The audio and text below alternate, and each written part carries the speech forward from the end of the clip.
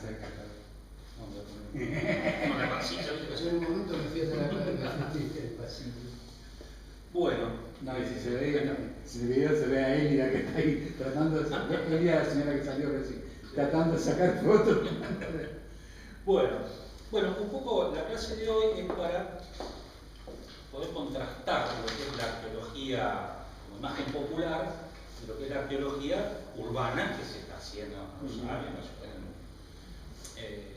La idea un poco es esa, o sea, mostrar que nosotros tenemos una imagen de la arqueología popularizada. Y otra cuestión es la arqueología, o sea, son como dos cosas muy distintas. Yo le voy a dar dos ejemplitos, uno es, digamos, un videito, y después una especie de anécdota inventada, pero que les va a dar una pauta de cómo funciona, digamos, una arqueología en base a, primero, lo que dice Hollywood y lo que podemos hacer con cosas cotidianas. Entonces, primero le vamos a pasar un videito, si lo pasa.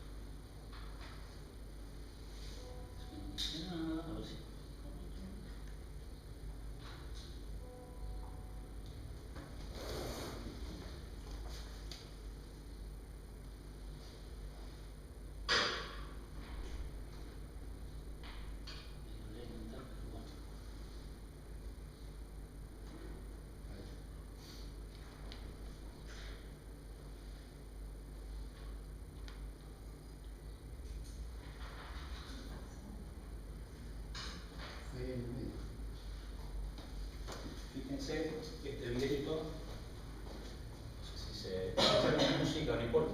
No, pero eso aquí va.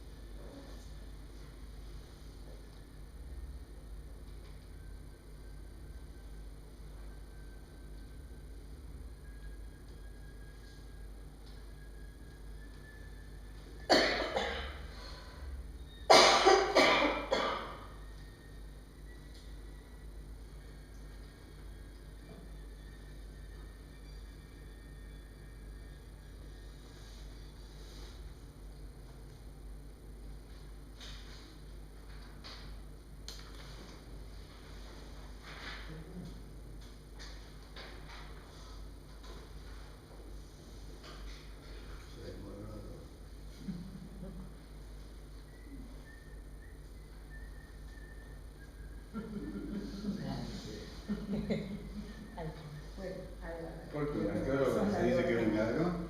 No, ese es un ladrón, no es un arqueólogo. Bien. Porque esa es la imagen más popular que tenemos, ¿no? Se ve medio entrecortado porque también esta máquina es medio viejita. Entiendo. Ahora, si ustedes vieron ese video así, en general muy hollywoodense, una pregunta, a ver si ustedes vieron. ¿De qué forma era el lugar donde está ubicada esa estatua de oro? ¿Cómo sería el plano? Sí, Y fue como una cueva que. El cuero. parece que una cueva. ¿Qué otras cosas había alrededor? Liana que colgaban. Yo vi algo así de plano. Pero no había nada. El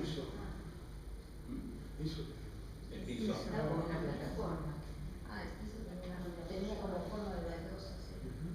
Bueno, en ese espacio circular había 4 asientos, 2 estatuas y una especie de panel atrás con otra cosa de oro pegada. ¿No? Entonces probablemente claro, el cineasta astutamente que dijo, vamos a centrar el foco en un ídolo que es, según digamos, esas trillas que hacen del cine, es de la cultura chachapoyas. No sé lo que sacaron eso, pero vamos a suponer que el ídolo es. si vamos a dónde estaba ubicado, supongamos que este circulito donde estaba en plano, lo hago, ¿no? En planta, había un templo con esta forma, una escalera acá, otro espacio, otra escalera, y acá estaba sentado el cómplice del hombre, ¿no? Y acá estaba el arqueólogo ahí, tratando de robar. Y acá hay unos asientos, no, acá no, perdón, acá, y dos estatuas acá. Después pueden mirarlo por YouTube en la que está. Entonces, fíjense, ¿qué hicimos acá nosotros para no ver esto? Está.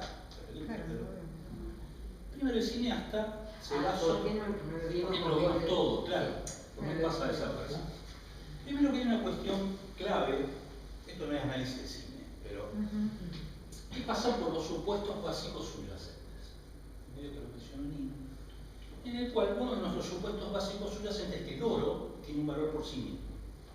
Sí. Hemos sido creados y continuados con que una de las cuestiones es el oro como mental por valor en sí mismo.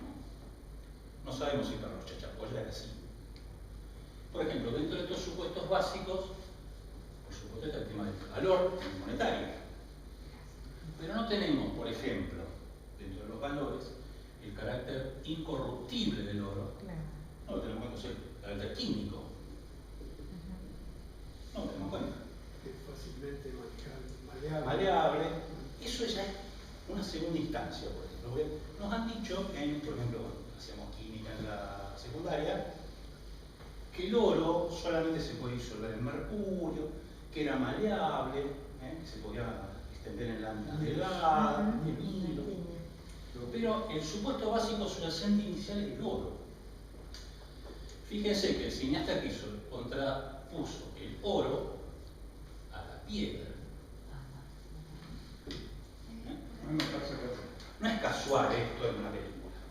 El tipo se entró en esta estatuita de oro,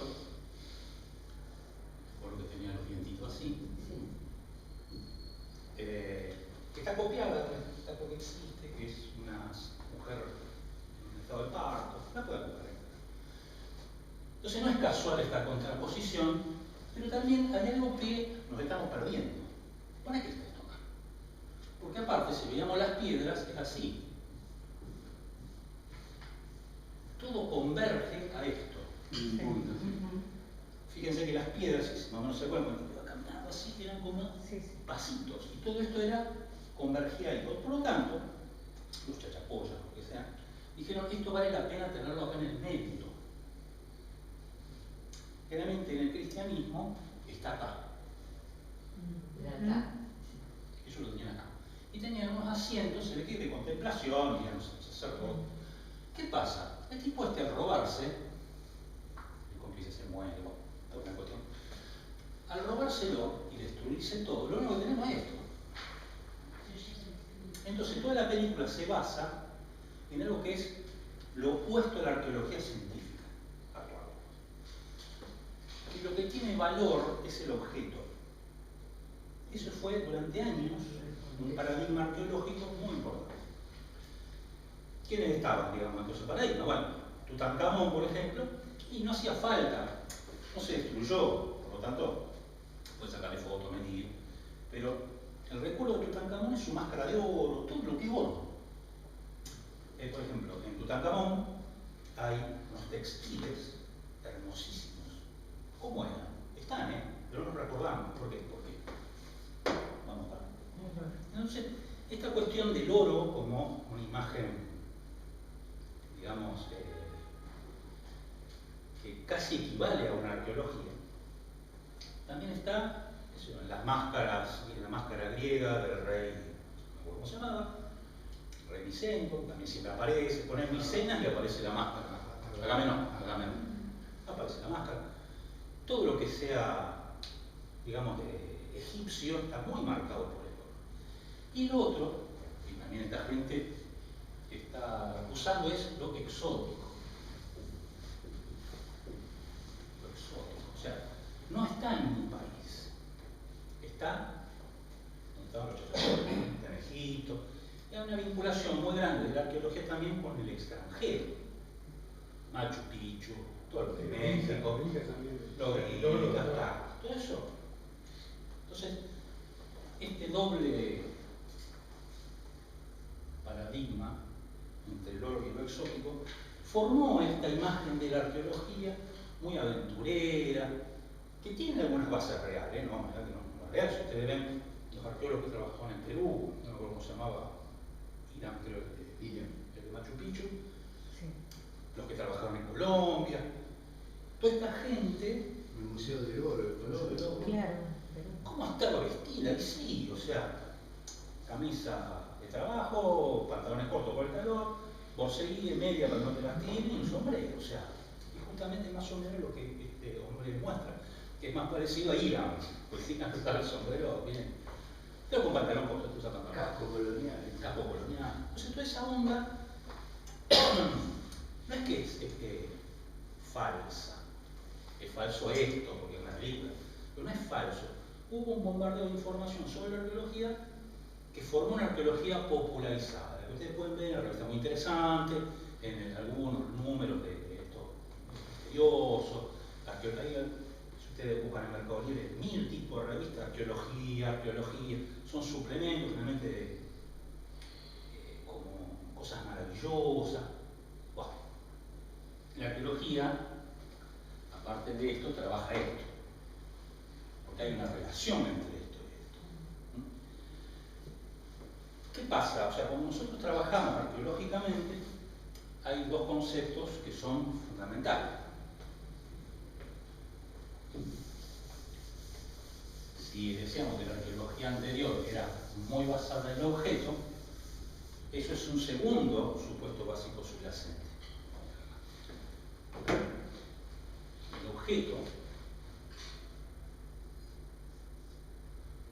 objeto en sí, esto, la cosa material, con su cualidad, su valor, todo, es sumamente importante en la arqueología popularizada.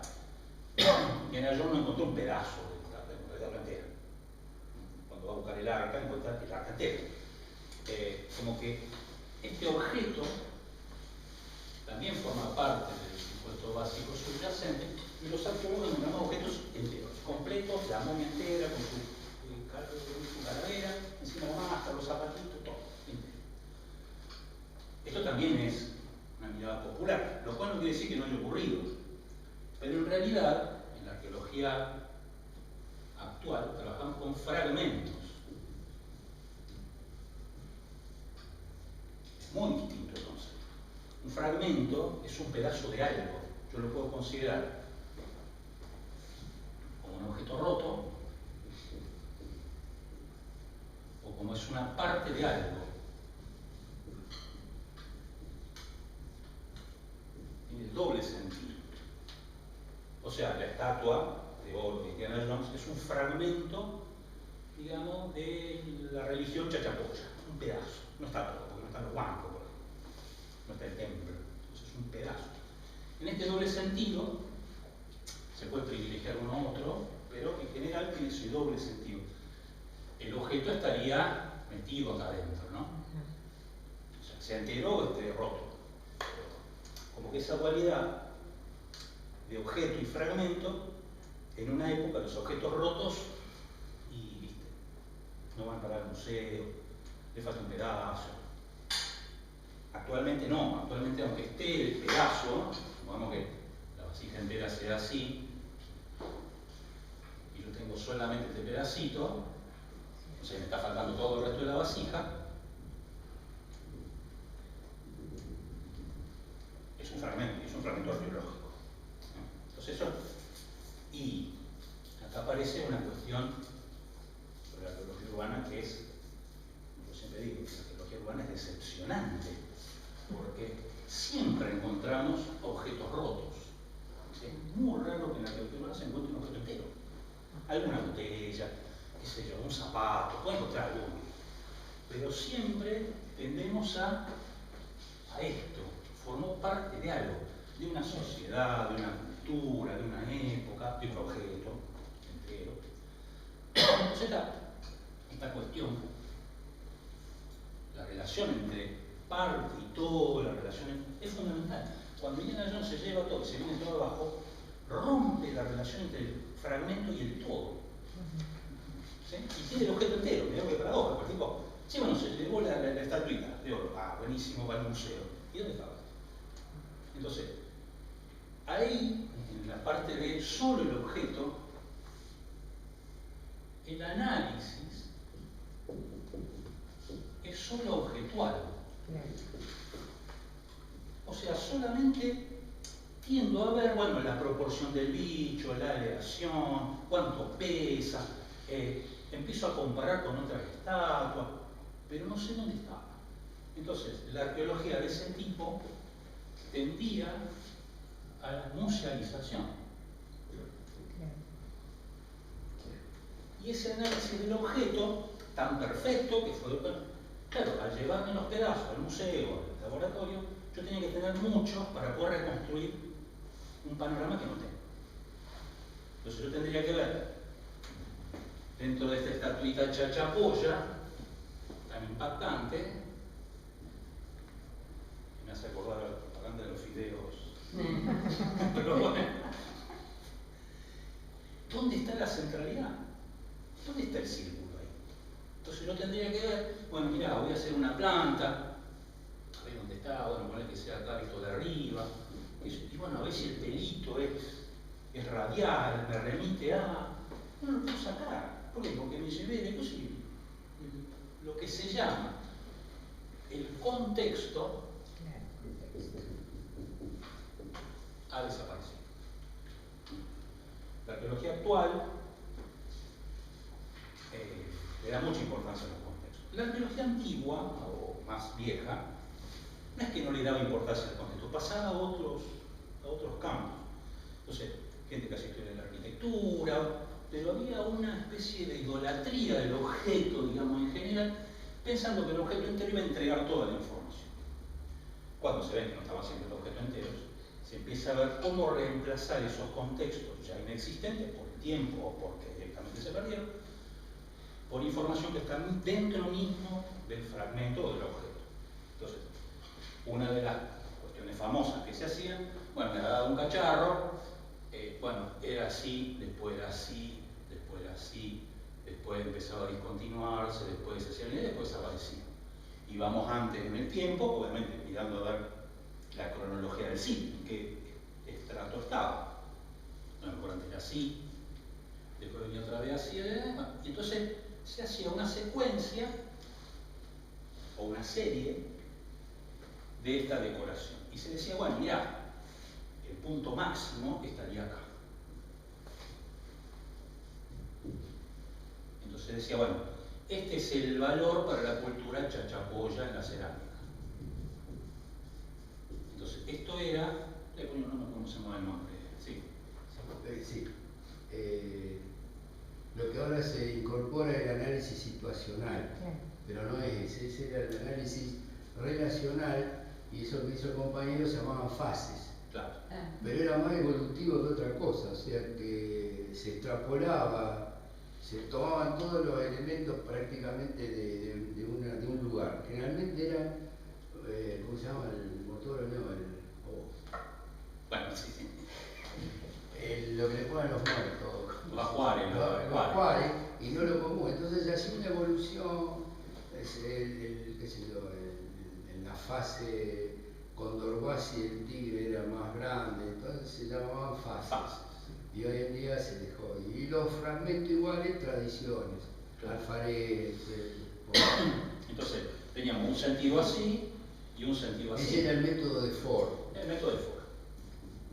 ¿Dónde estaba la popularidad de lo máximo?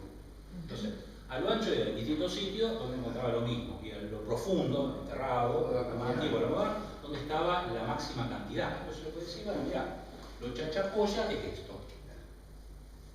Incluso podía ver si el chachapoya se extendía a lo largo de un territorio. El horizonte de chachapoya era una extensión donde este dibujito estaba repartido. O sea, había dos escuelas, la difusionista y la convergente. O sea, uno pensaba que en un solo lugar se daba todo y el otro pensaba que se tenía que difundir y todo era distinto. Claro. Entonces acá aparece una cuestión interesante. Fíjense época, ojo, esto duró hasta los 50, 60.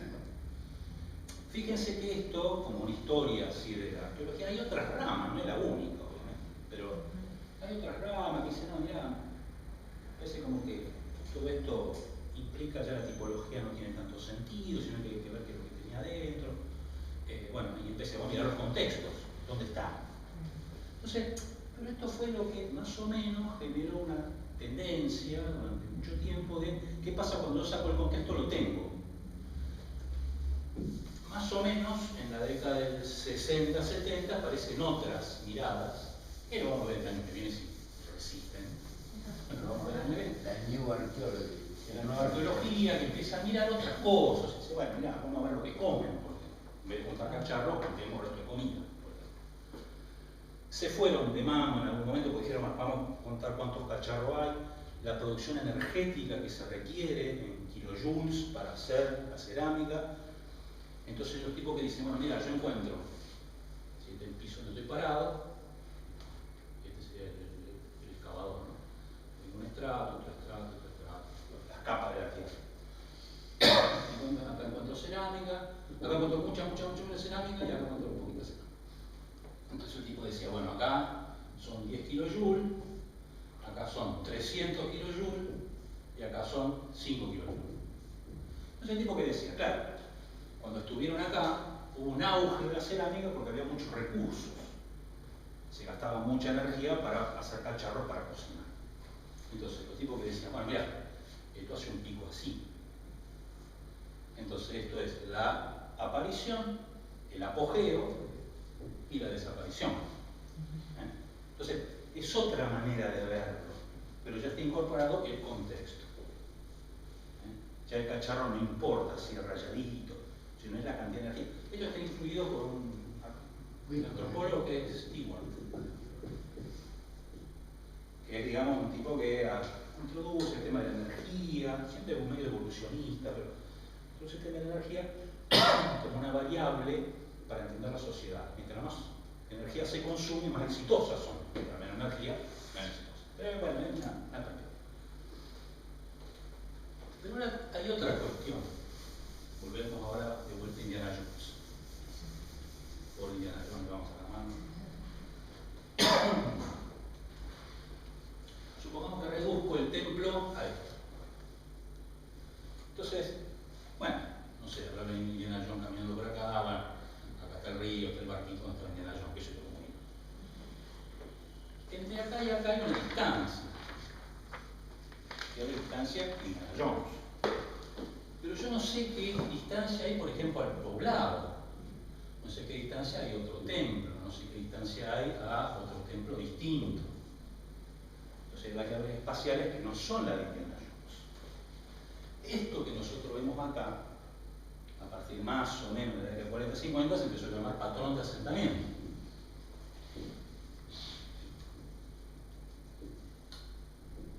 O sea que esto forma algo en el cual Indiana Jones no está incluido. No está incluido, pero Indiana Jones tiene la obligación de mirar esto para ver qué rol tiene esto. Porque si esto es un patrón radial, quiere decir que esta cultura le encantaba los centros y los radios. Como a nosotros nos gusta mucho la cuadrícula. A nosotros nos interesa que la ciudad sea así y que las cosas estén ubicadas acá, o sea, las líneas, las casas, los templos, las escuelas, las líneas. Hay un cierto orgullo rosarino cuando un porteño viene y dice, ustedes hacen fácil, ustedes se paran en calle fulano, salen de la ciudad y las calles se llaman fulano. No sé, a mí me tengo que decir, bueno, tiene razón, qué bárbaro rosarino. No, esto es una cuestión formal, pero quiere decir que hay una ciudad que pudo hacer esto, que pudo extenderse eternamente. Yo acá tengo una montaña, y la calle estaba así, se ve la más calle del Rey, y esta se ve la más calle de San Antonio. O sea, eso pasa en cualquier lugar donde tiene accidentes geográficos, pues hay un motivo. Entonces, bueno, pero volviendo al pobre Indiana Jones,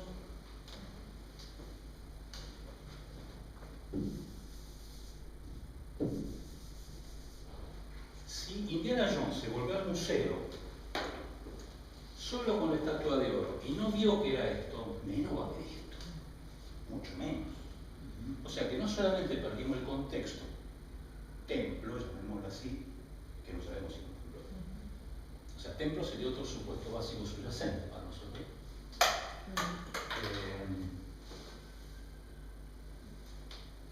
Ese templo, que nosotros suponemos que lo es, no tiene fieles. Si tiene solamente 3 bancos, y como templo es medio fracaso, no tiene más. Pero otro supuesto básico subyacente es si esto es una iglesia. ¿Se entiende cómo vamos trabajando ciertos conceptos y vamos constantemente incorporando y descartando? Pues yo que sí, un templo. ¿Quién te dijo un templo? Vos decís un templo. O sea, bueno, pues es una iglesia. ¿Quién te dijo una iglesia?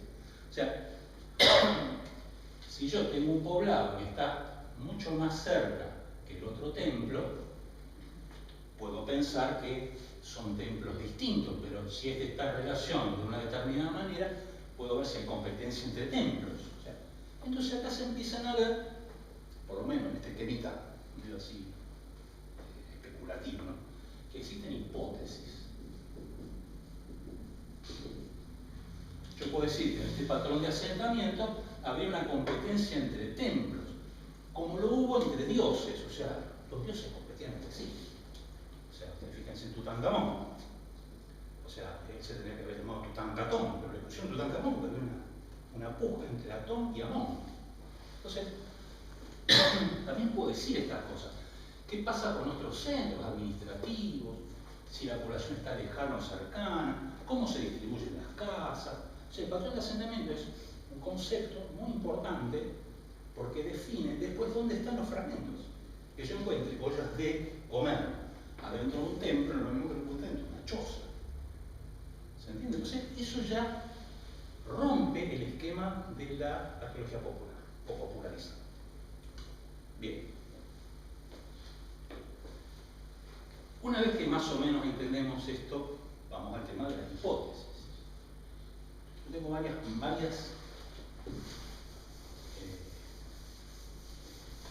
maneras de pensar una hipótesis.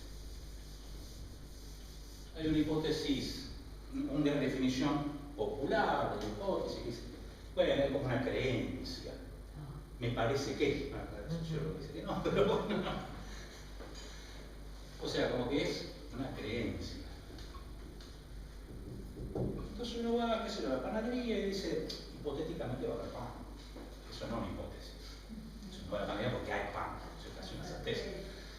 Pero si uno puede decir, bueno, voy a la panadería y no se tienen vino.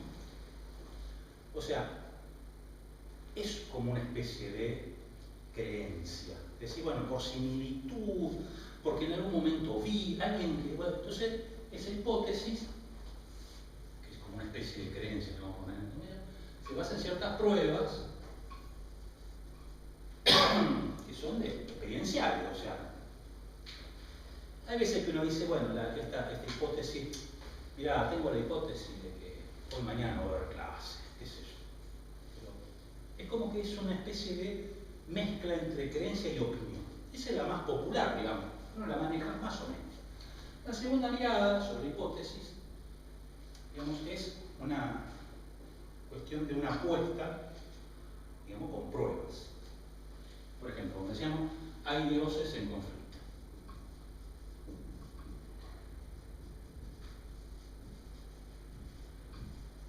Entonces, esa hipótesis se basa en las pruebas que yo tengo. Tengo que registrar el patrón de asentamiento, ver la distancia entre los distintos templos, la distancia con la población, ver si alguno tenía más ofrendas que otro, que eso es una cuestión, si hay documentación histórica, pues puede haber que pasó un conquistador inferior, etc. Entonces, esto es una hipótesis que es la hipótesis científica en realidad. La hipótesis científica es medio traidora, porque tú haces toda una serie de análisis, pones la hipótesis y después te va a la serie de análisis y decís, ah, ¿viste que era verdadera? O sea, es medio tramposa. Un artículo, un paper, uno dice, no, mira, la hipótesis que estamos manejando es que hay Dios en el conflicto. Al final, ¿viste que hay Dios en el conflicto? Ya lo dije al principio, en realidad hiciste el camino al revés. Bueno, esa es la trampa de la hipótesis científica. Pero bueno, es una cuestión corporativa, hay que decirlo así. Buenísimo. Entonces, esta es la que siempre se maneja dentro de un paradigma que se llama hipotético deductivo.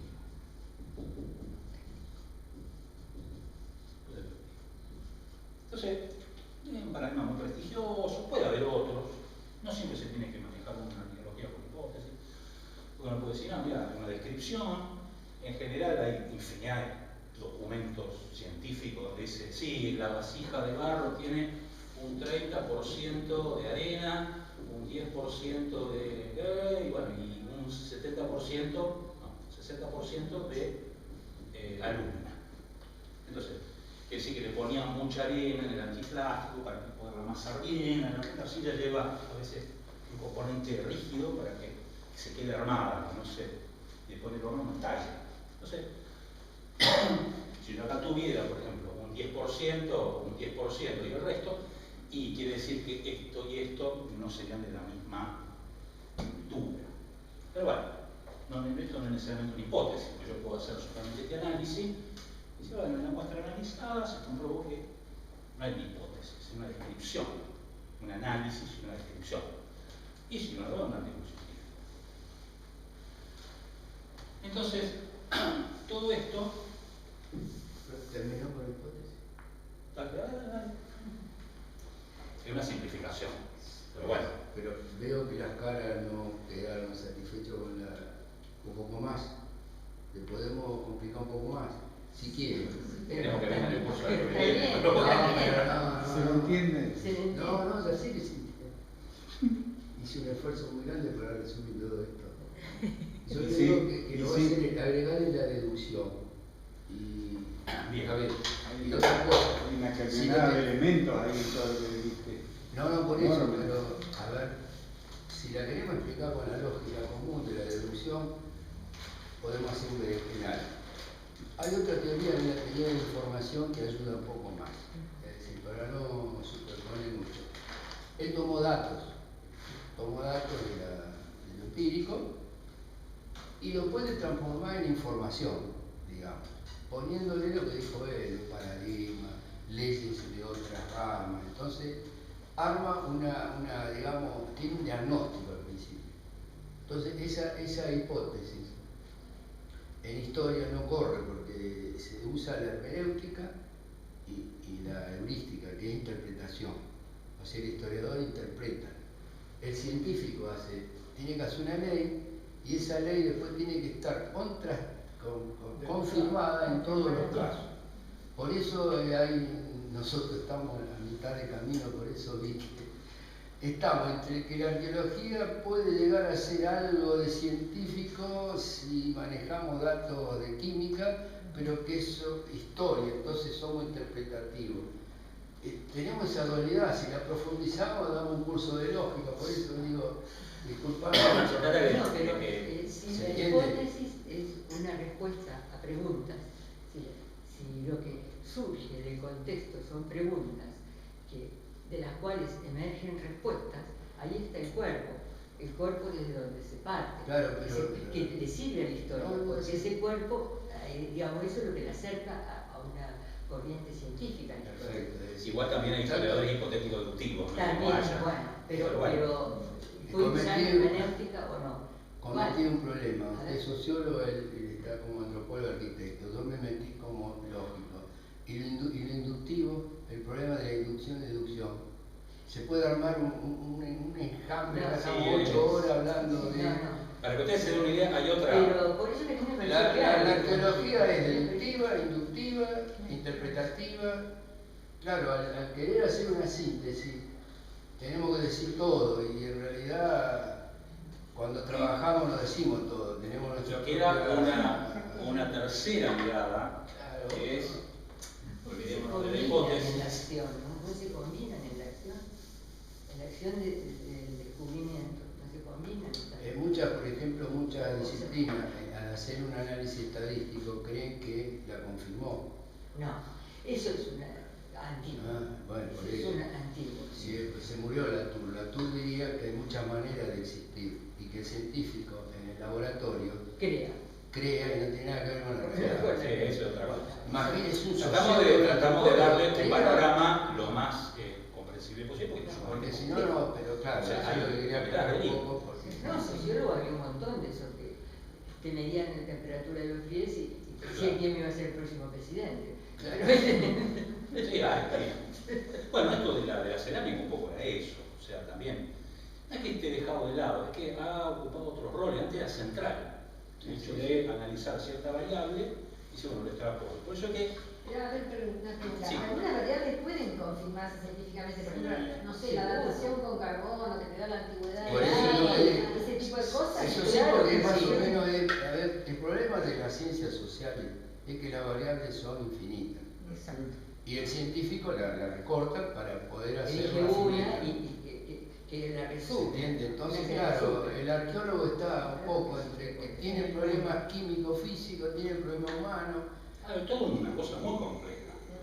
Por eso es que... y se desarmó la arqueología clásica, lamentablemente se desarmó tanto que estamos remando por todos lados. Claro, nosotros que estamos hablando a un público más general, te felicito. General quiere decir popular. No, general, no, general, no. Bueno, pero... No son todos arqueólogos, todos no tienen el mismo idioma, ¿no? Popular, Bueno, no. pero ahora ya no queda ciencia que no interprete. Bueno, es el problema, interpreta, explica, Y es la ley. a mí no me vas a decir que los que estudian el espacio lo interpretan. Y por supuesto, y cuando a veces le dicen, no, te lo tengo que explicar Si matemáticamente, y vos decís, aterrizar en la luna se van a Saturno. Sí, pero de alguna manera buscan una interpretación a ese para dato, un negro. a ese dato, no se trata. Pero te lo explico matemáticamente, y vos decís, oh. Con mi hija tuvimos una discusión, ella el infinito y la nada lo ve blanco, yo lo veo negro. Claro, sí. Porque yo creo que cuando es blanco hay mucha luz, y cuando no hay luz es negro, pero eso es un problema El personal. no, de occidental, es un supuesto básico. Nacimos en un lugar occidental y tenemos esa idea. Perdóneme. Está bien, para eso. Después la otra, un poco lo que decía él, ¿no? Hay otras maneras de mirarlo.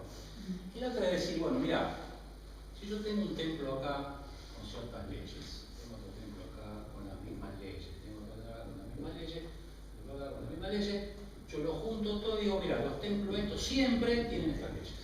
Pues eso es el libro de ciencia. Tú puedes leer a Chalmers, o sea, Chalmers que esa cosa no da ciencia.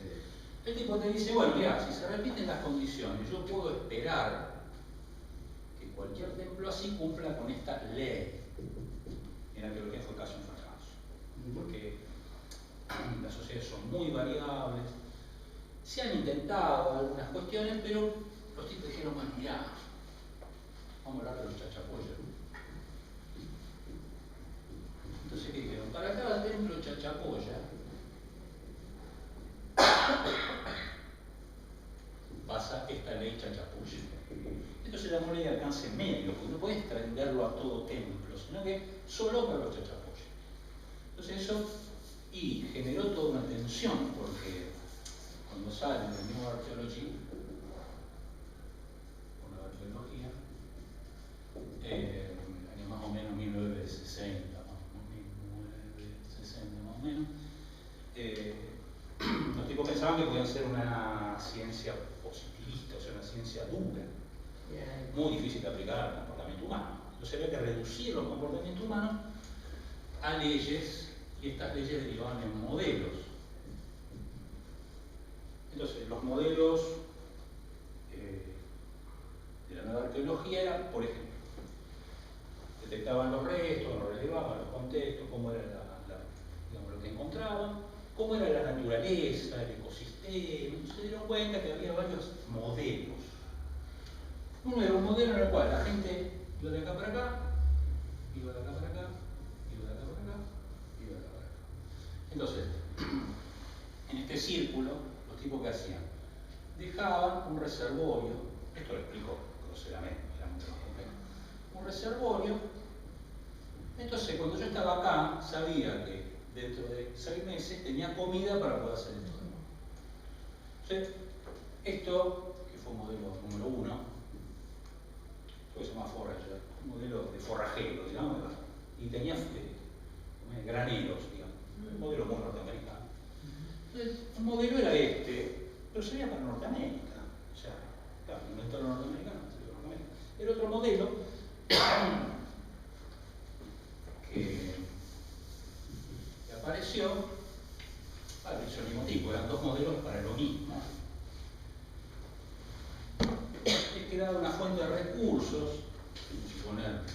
espacio ecológico, agua, comida, animales.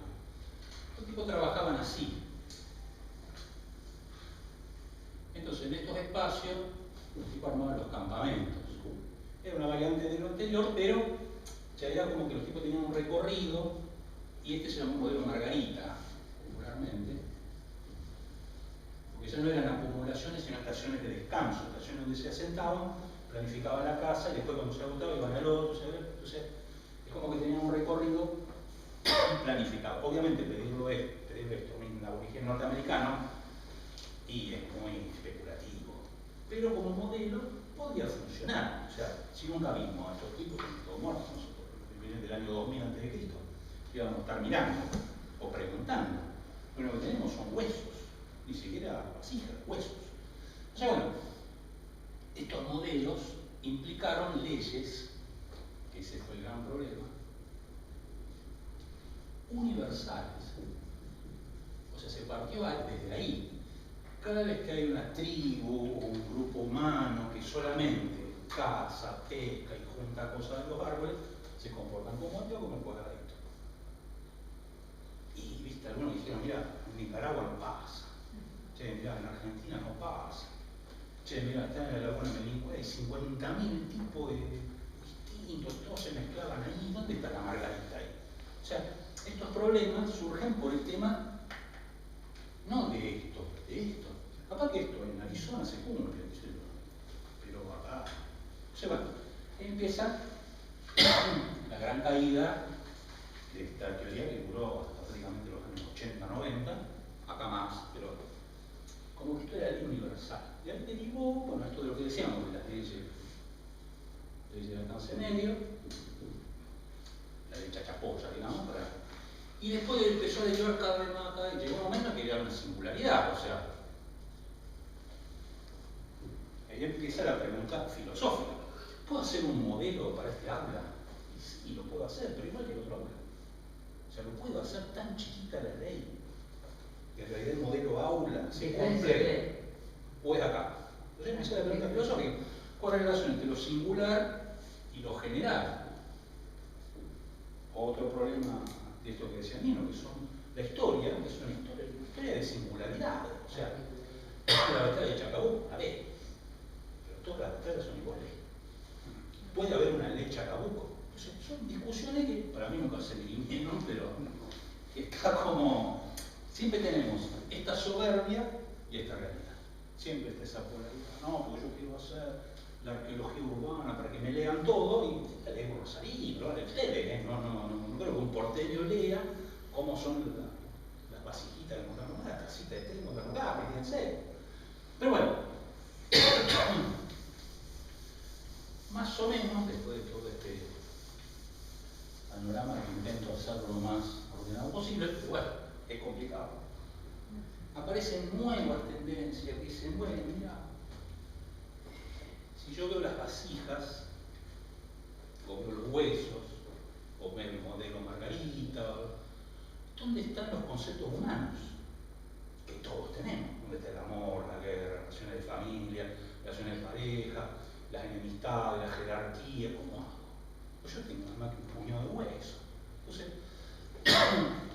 el mismo creador de la nueva arqueología, Le Guinford, decía, y yo no tenemos el instrumental. El tipo reconoció que la parte simbólica, por ejemplo, no lo podía hacer. Entonces, en 1975 aparece toda una serie de discusiones con el señor Hover, que recién, más o menos, en 1985, 10 años después de la gran discusión, dice, bueno, mirá, puede haber otra arqueología.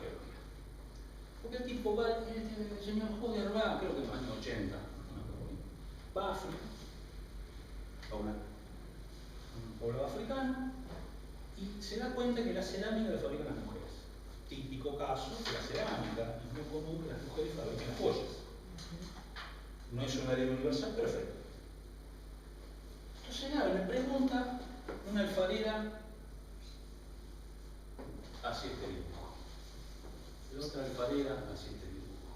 la otra alfarera, hacia este dibujo. Tipo decía, pero no encuentro uno. Y nosotros, el tipo venía en 1960 con la nueva arqueología, o sea, ¿dónde está el modelo ahí? Si son todas distintas. El tipo empieza a preguntar, y dice, no, esto siempre lo hicimos así. Las chicas, siempre lo hicimos así. Pero no puede ser, yo soy la nueva arqueología, tiene que haber una ley. Se le mataron de la risa a la mujer. Justamente, el tipo dice, dadas las chozas, con su espacio comunitario, ya que se juntan todos, hay un lugar tabú exclusivamente femenino. Ahí van mujeres, no te piso un hombre, van las mujeres. Como hay un lugar exclusivamente masculino. Entonces las mujeres van acá, tienen la cancha de barro, se sientan, charlan y cada una hace su vasija. Como se le canta, la hace. Entonces lo importante no es esto, sino el conjunto de vasijas vinculado con lo femenino. ¿Se entiende? Dentro de los supuestos básicos subyacentes nuestros, son, ¿viste esa frase machista? Surgen, pues sí, hasta le encontramos una lógica rosalina, sí, claro, es como cuando van a la peluquería, es como cuando van al mercadito, ¿no? No es así. Al tener este espacio exclusivamente femenino, con producción exclusivamente femenina, tenían un poder sobre los hombres, porque los hombres comían acá adentro. Entonces, ya no es tan como uno piensa. O sea, hay una relación polar entre la construcción de armas, digamos, las disputas de cacería, las jefaturas, con todo esto, que si vos no tenés esto, no tenés esto, porque no puedes comer. Y ese poder estaba reservado a las mujeres. ¿Se entiende? O sea, y el tipo dijo, claro, no tiene nada que ver con las leyes universales. Tampoco una ley chachapoya, si bueno, se cumple. No, el tipo dice que el objeto de estudio nuevo no es la vasija, sino que es el género. Estamos hablando del año 85. Es el género, hay una arqueología de género. Hay una arqueología que puede derivar en cómo se comportan los géneros. ¿Se entiende? Entonces hay que buscar ya no el ídolo chachapoya, sino un objeto abstracto.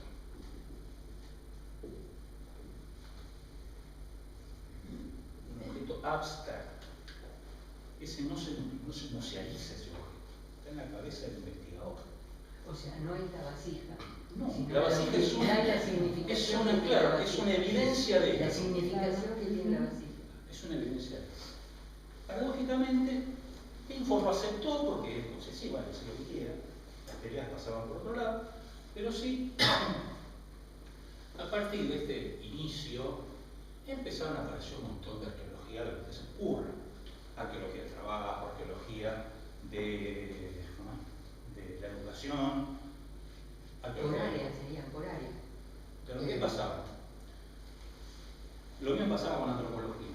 O sea, en la década del 80-90, hay un corte muy fuerte en la década del 90, empiezan a aparecer toda una serie de antropologías. Antes la antropología era sola. Que reconsideran todo lo de Levi-Strauss, la relación de parentela. Claro, pero eso era una arqueología, digamos, casi francesa. Levi-Strauss está en el medio. Ah, sí. ¿Qué pasa? En la década del 90 se olvidan de Levi-Strauss. Claro. Entonces, claro, la antropología era una sola con muchas teorías. No peleaban entre ellas. Los somos de mano, el uso esta. No, a partir de los 90 son arqueologías distintas. 2, a 3, a 4. No se mezclan, pero se mezclan. Paradójicamente. Las antropologías. En la arqueología les pasó más o menos lo mismo. ¿Qué pasa? Por ejemplo, tenemos antropología 1, antropología del trabajo. Entonces, van, miren, estudian cómo son las relaciones entre los patrones, los empleados, los obreros, cómo son los ámbitos laborales, las leyes. Después hay otra antropología, bueno, hay de género, hay cientos. De la familia se teorizó todo. De la familia, hay una antropología de la familia, de la religión, que se separa, porque ahora empieza a estudiar, digamos, las religiones exóticas, sino las religiones que tenemos ahora, por ejemplo los evangélicos, estudian antropología. Hay un montón. Claro, como la antropología y la arqueología están vinculadas, la década del 90 corrió para ambas, entonces también hubo una fragmentación en estas nuevas arqueologías, arqueología 2, arqueología 3. Entonces puede haber, por ejemplo, una arqueología del peronismo, arqueología de memoria, estudia el tema de la ¿Qué buscar debajo de la tierra? Ahora lo que están haciendo, sí, bueno, más o menos. Fíjate, hay en Mendoza. Lo que vos encontrás. O lo que se encuentra en el 40, por ahí. ¿Qué lo encontrás? Ojo, él no está de acuerdo con eso, lo está planteando porque... Están planteando, después, bueno, para mí, viste, yo me dedico a Rosario, como a ver si hay una arqueología femenina, estamos de ser humildes. Se congrega en la plaza. Claro, los espacios, y decir, más que objeto debe encontrar restos. Fíjense un caso de arqueología peronista. Acá es donde yo desacuerdo, porque para mí no es lo mismo una arqueología que un tema. Claro, Pero bueno, por eso. En Mendoza, esta es la ruta, digamos, internacional, la que sí la conocen. En Chile, siempre está en los caracoles. Acá había una iglesita, a ver si no está así, una iglesita, acá estaba un hotel gigante y acá todo lo que era un cuartel. Desapareció. Claro, vino una avalancha, voló todo. Sí. Una avalancha, sí, cuentan acá todos los restos. ¿Qué pasa? Esto era una parte. Un puente, ¿cómo es? Puente de Lima. El puente de Lima. Y la iglesita está toda. La Está ruta todo bien, 7. está todo bien. Él se salvó porque la avalancha hizo así. Entonces arrasó con todo. ¿Qué pasa? Acá corre el río Mendoza, que es una cualquier río. El río Mendoza. Entonces, cuando viene la Revolución Libertadora, este era un hotel de la Fundación Eva Perón. Claro. Tenían a los chicos allá arriba. Y tenían, como una compra que hizo personalmente Eva Perón, las tazas para desayuno, las jarras, eran chicos locas. Una fortuna. Qué divertido. Pero Eva decía a los chicos que era lo mejor, ¿no? Sí. Los niños. Al pueblo. Bueno, podemos discutir la parte ideológica, No, sí, pero vamos a lo concreto. Antes de la avalancha, asume la Revolución Libertadora, pone acá un cuartel del ejército y acá hace un hotel internacional. Junta toda la vajilla y la tira acá. Toda la vajilla. Vino una señora específicamente con un martillo de Buenos Aires a romper toda la vajilla que tiene la cara de Perón. La ley, poquito, Sí, no permitía la iconografía Perón. La tiró toda en un área que es lo que se está buscando. Me parece que le tiraron camiones de tierra. Entonces, bueno, no se sabe bien dónde está, pero de Mendoza dicen es una arqueología peronista. No tiene sentido esta arqueología sin Perón, digamos, te podés a Perón. Yo discuto eso, porque digo, y es un tema, es un objeto particular que estoy buscando, ¿cuáles son las relaciones de estilo que no hace Indiana Jones? O sea, ¿qué puedo sacar de eso? Más que una cuestión reivindicativa, a lo mejor de lo que hacía en la época. Sí, bueno, mira, sí, vengo de taza checoslovaca. ¿Cuál es lo que sí? O sea, o si no... Porque por ahí ya está esa historia armada, ya dijiste todo. Claro, es como que... Posiblemente sea testimonial de Nada más confirma la esto. ¿Qué es lo que pasó en Chaparral cuando hicieron el museo? ¿Viste? Por eso. Se atomiza Sí, se atomizó. Sí, ojo, tenemos que también trabajar si nuestro supuesto básico subyacente. Demuestra que. Claro, también tenemos que plantear si nuestro supuesto básico subyacente qué pasa con el peronismo, porque yo también me tengo que sacar de la cabeza, decir, yo soy gorila mal, que por mí que quede enterrado hasta los siglos. Pero también tengo que tener en cuenta cuál es el valor científico de este hallazgo. Y dentro de los supuestos básicos subyacentes, si lo que encuentro acá no es una maravilla. No, mira lo que encontré una tacita entera, puedo pegar los pedacitos, lo pongo en el museo. Sería casi como Indiana Jones. Yo creo que es una reivindicación ideológica. Puede ser. Pero te quiero decir que No está ni mal ni bien, estamos dándole un nombre. yo lo que veo es como que... Como encontrar una joya, un vestido. No, como una reivindicación.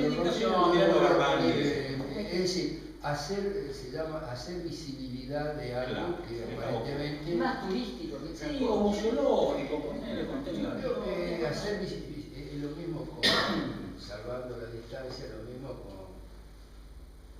cuando se quiere encontrar un centro de tortura. Claro. En ese caso es más cruel que esto. Pero sirven a una convivencia, reivindicación a la convivencia. yo no soy ni peronista ni nada, pero es la reivindicación de Como te dije, el cierto... Museo de Chaparmalal, que Claro, ahora no, se no. limita a Los se lugares pone de toda la escuela que pieza, se daban las frazadas, todo. Es decir, seguramente el que va ahí puede ser peronista o un técnico que no le interesa nada, va y lo busca. Pero Bien. se ha atomizado tanto, como dijo él, que ahora ya cada uno hace, por ejemplo, Nunca había sí, perdón. leído sobre eso. sobre ese basurano. No, nunca había leído ni siquiera Hay muy poca en data. los demás. Sabía de los motelitos, Sí, todo lo que sucedió ahí, sí. Bueno, en este caso es un anti-Indiana Jones, algo más del contexto que de la O sea, los guías cuando te acompañan ni te mencionan. No deben No, saber. jamás. No, porque puede ser que gente que diga que no existió o nunca existió, dice, no, mirá, acá existió. Bien, y después, o sea, Morir. no tenemos que Igual que olvidar los guías. que nosotros estamos estudiando sociedades. Entonces,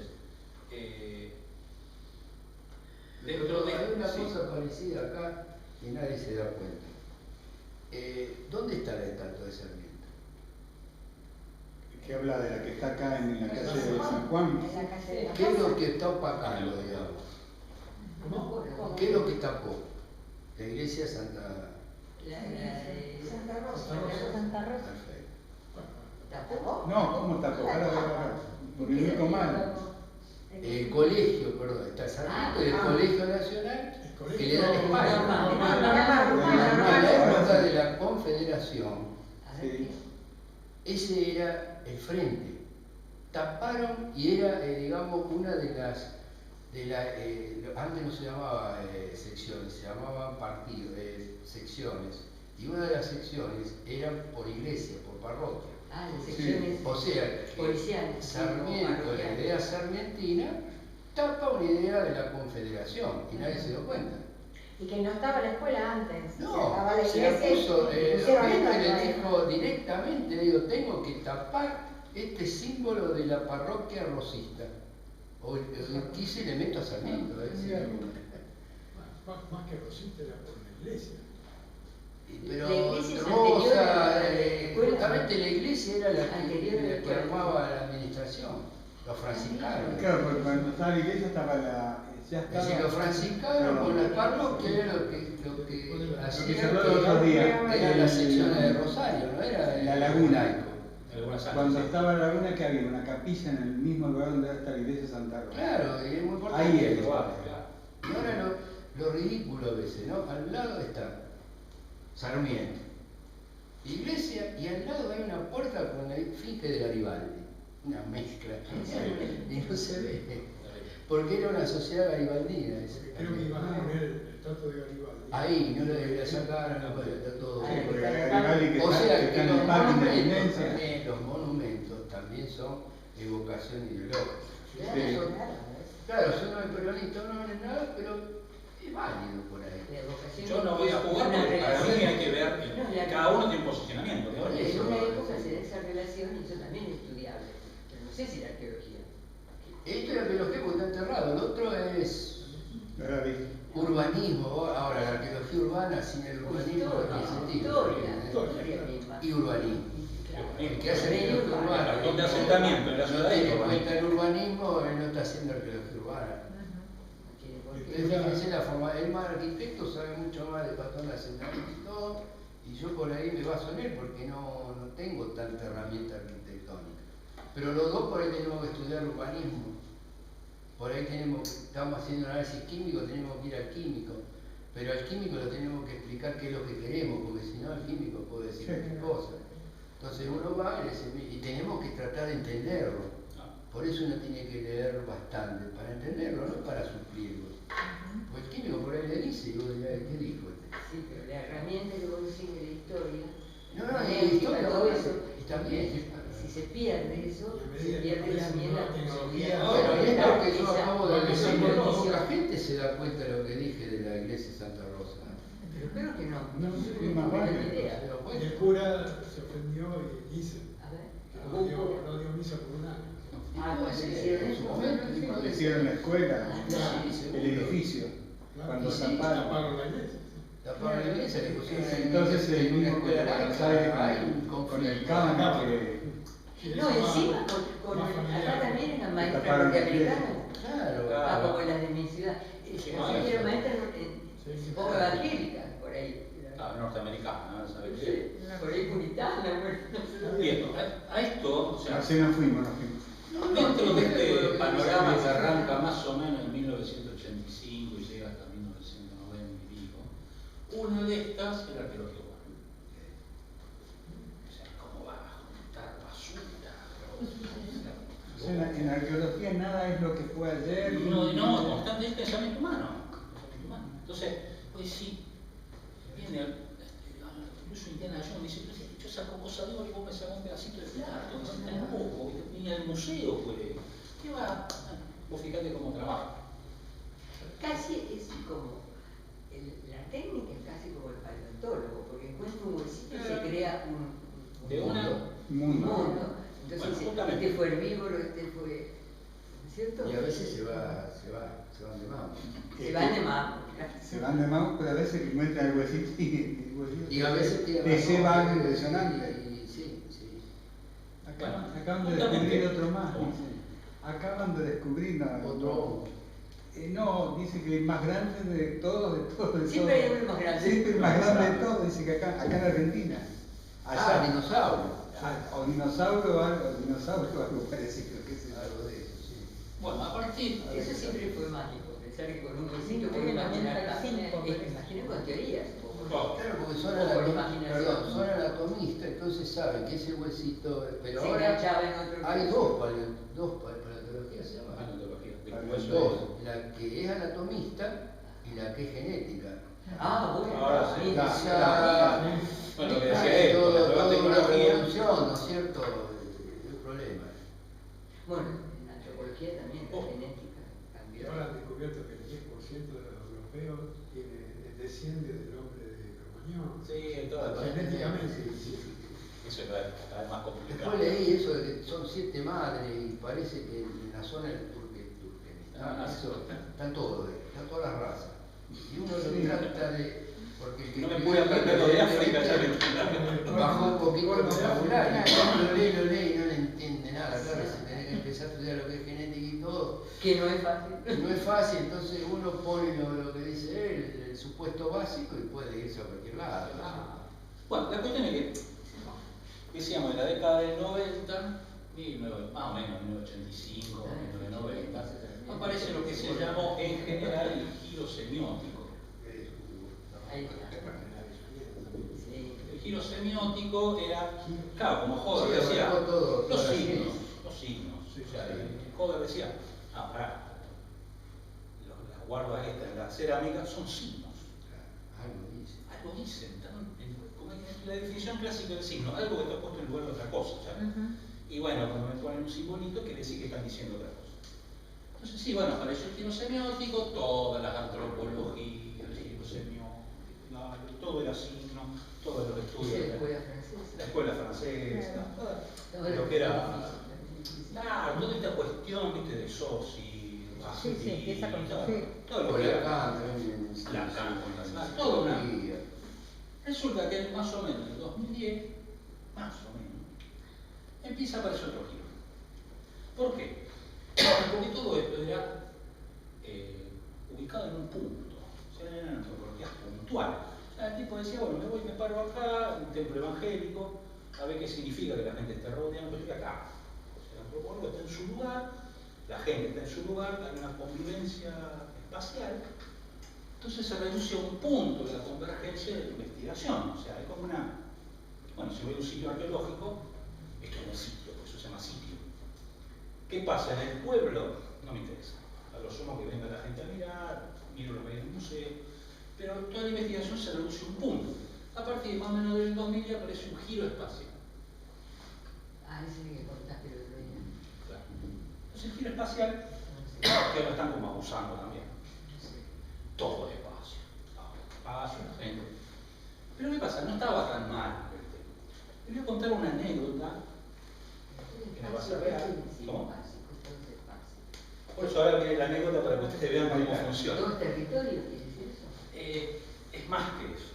El territorio es un tipo de espacio porque es una forma de espacio. Es muy complejo. No es tan fácil.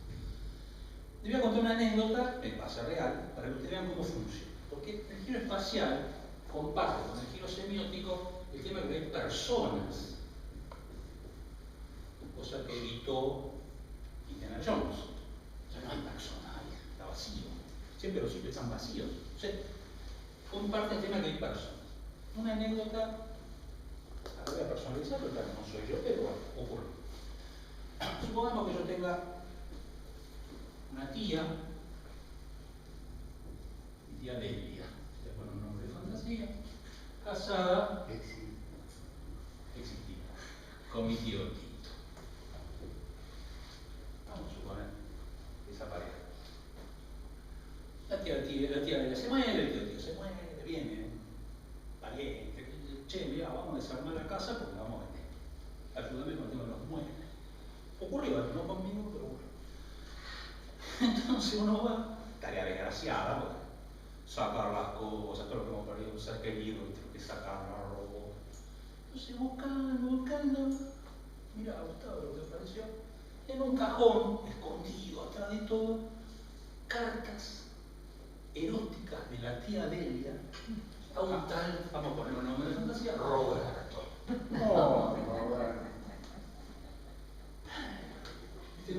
Supuesto básico subyacente. amorosa, Supuesto básico subyacente. No era. ¿Cómo? No era para conocer. Carlos. La tía, mira la tía. Yo la quería, la tía, pero. Supuesto básico subyacente. No, pará. Están las cartas. Son de la tía, sí, la firmada de ella. Fecha: 11 de enero de 1950. Primero, cuando se casó la tía Delia, después se casó en el 48. La familia que va a decir la tía Delia. Encima hay un montón. Roberto, lo que vivimos anoche fue bárbaro. Bueno, una vez que pasa la sorpresa, empiezan las preguntas. La primera pregunta: ¿quién es Roberto? Supuesto básico subyacente. Vamos a ver. ¿Hasta que vivía ahí? ¿El vecino? No. ¿Vos lo viste? No, nunca me lo contaste. Entonces, seguimos con los supuestos básicos. La maltrataría el tío Tito a la tía Delia. Capaz que la tía Delia no se lo bancaba más. Vamos a buscarlo por afuera. No, nunca. No sería Tito. No. Robertito. Robertito, podría ser. Lo mataron. Bueno, entonces empezás a pensar. Pero hay una pregunta, perdón, hay un modelo que desde la arqueología lo podemos establecer. Acá hay un triángulo amoroso. Hay una Delia, que aparentemente tiene una centralidad, pero la ponemos arriba, una cuestión fácil, un tío Tito y un Roberto. La relación existe porque entre la tía Delia y hay un matrimonio, lo que vos quieras. La tía Delia y Roberto, obviamente, es una cuestión sexual. Pero acá hay una relación que no sabés. Yo empecé a preguntar. Por ahí viene la pregunta, Roberto. Yo decía, ¿cómo es esta relación? Y las cartas son siempre las mismas. Pues sí, bueno, entonces ahí empecé a trabajar con arqueólogo. Sí, bueno, transformo esto en esto. Delia, Tito, un solo espacio. Vivían en una casa. Ya sé que Roberto no vive, cuando Roberto vive en otro espacio. Entonces ahí, y las cartas están acá. Eso que me permite preguntar ahora, ¿qué hacen las cartas de Roberto en la casa de Delia? Tendrían que estar acá. Fíjense que trabajando como arqueólogos y arqueólogas, claro, esto tendría que estar acá. Está extrañada la carta. Está en manos extrañas la carta. ¿Entiendes? Esto pasa siempre en la arqueología humana. Esto que está acá tendría que estar allá. ¿Por qué? Porque hay movimiento, más allá de la anécdota risueña. Lo espacial abarca a las personas y a los fragmentos. Entonces, yo si encuentro un pedazo de plato, tengo que ver dónde está. Si yo encuentro esa carta, así nomás, inmediatamente, aparte de ver quién es Roberto, ¿por qué está acá? Porque eso cambia la cuestión. Ahí empezó a disparar, Roberto se las devolvió, alguien sabía, no, mira, Delia, guardala, porque Delia llorando, dice, bueno, dámela. Era un amor ficticio. O era un amor ficticio. Capaz que la escritora, la teoría, nunca nos enteramos, eso puede ser, o sea, una fantasía, puede ser. O sea, y ahí empezamos a ver otras preguntas. Si yo tengo, esta es la ciudad de Rosario, más o menos. Está el río, supongamos que el centro está acá. Caña Pellegrini, qué sé yo, Oroño. Y bueno, si acá aparece un objeto o un fragmento, ese mismo fragmento aparece acá, aparece acá, aparece acá, aparece acá. Si yo de análisis salvaje, diría que el centro en realidad es esto, y no es así. Entonces yo tengo que ver lo que se empieza a llamar contexto de deposición. No es lo mismo la casa de tío Tito y la tía Delia que la casa de Roberto. Son distintos contextos de posesión. El contexto natural de la carta era la casa de Roberto, pero es la casa de Delia. Entonces, el contexto de posición de la carta es anómalo desde el punto de vista, por supuesto, subyacente. Desde el punto de vista histórico puede ser perfectamente normal que esté ahí, porque no conozco toda la historia. Entonces yo lo que tengo que reconstruir es el porqué del extrañamiento. Esa es la gracia. ¿Por qué esto está acá? Lo mismo que tengo que preguntarme, ¿por qué esto está acá? Ahora, si yo analizo el contexto de posición, y este es un basural de toda la ciudad, y estos son basurales barriales, puedo llegar a decir, ah, acá hay cosas de los bazares, que vienen a comprar los bazares de los barrios. ¿Sí? O sea, esto que está acá, que es lo mismo, en realidad es un producto de la rotura del barco, donde vinieron. Y esto de acá es producto del uso. Pero si no tengo el contexto de deposición, que esto es un basural general, y esto es un basural clandestino, no puedo hacer la relación espacial. ¿Se entiende? Para eso tengo que ver, para el contexto de deposición, el patrón de asentamiento, que es el patrón de asentamiento, como en la ciudad, y tengo que ver también la normativa sobre la basura, y tengo que ver, ¿se entiende? O sea, ya no puedo usar la linealidad como hacía la tía Diego. No, ya aparece la pregunta del extrañamiento. Una vez que está el extrañamiento, tengo que encontrar por qué. Y esas son las preguntas que puede generar la hipótesis. ¿Se entiende, no? Sí. Entonces, este nuevo giro espacial que nosotros estamos viviendo, hizo pasar. Que sería como la circulación de los restos que te quedan. Sí, o la No distribución. son todos iguales. Porque el basural general no es lo mismo que un pozo de No, por eso, basura. pero circula. No, porque no. Me quiero pasar Una a vez, por no vamos a intervenir. decir, vamos a inventar que un caso. Pueden ser las dos piezas iguales, pero no es lo mismo. No significa Claro, por lo mismo. ejemplo, si yo no puedo comparar los restos de comida de un pozo de basura de una casa con el resto general de basura de la ciudad. Hay una diferencia. Entre el bolquete y Claro, el otro es toda una ciudad, por ejemplo, ¿se acuerdan cuando la otra vez dijimos en el medio de la manzana, la primera manzana, había pocos restos en 1890, porque ya se tiraba la basura, entonces iban a estar en el otro lado. No es que vivían en el basural, y si yo lo confundo eso, y los otros son, como dijo el compañero, son basurales clandestinos, o sea que se tiran de casualidad. Pero está el consumo, y en cambio en el otro pues está el comercio. Está, por ejemplo, hay botellas donde tiene roto la base y tiene todavía el corcho. ¿Y dónde se rompió? Ahora uno va al anuario y dice, Claro. incluso más, había un porcentaje para cobrar de más porque sabían que botella iban a romperse el 30%, entonces le podían agregar. Entonces, incluso Rosario, muchos de los elementos iban a parar a la Interland, a los pueblos. Porque si no, sinceramente, en el basural da una sensación de una Rosario rica, pero Sí, no, era Nueva York y no quedaba ahí. Se iba a otro lado. Y el pobre no consume. Y el rico sí, entonces viene todo lo social, bueno, y todo lo que sabe. y además consume Otra consume cosa. envases chicos. Otra cosa. Una lata de sardina en 1890, todavía no sabemos si era rico o pobre. No, no era ni rico ni pobre. Era rápido. Era rápido, una comida rápida. Había más masculino que femenino, no, vivían en hoteles, entonces me decía, esto no es rico pobre. Era En rápido. 1890 vivían en pensiones. Sí. Mucha gente soltera, entonces claro. Conventizo, ¿no? Pero además la sensación nuestra que la sardina no vale lo más, pero esa era francesa, vale cara, era la mejor sardina. Pero uno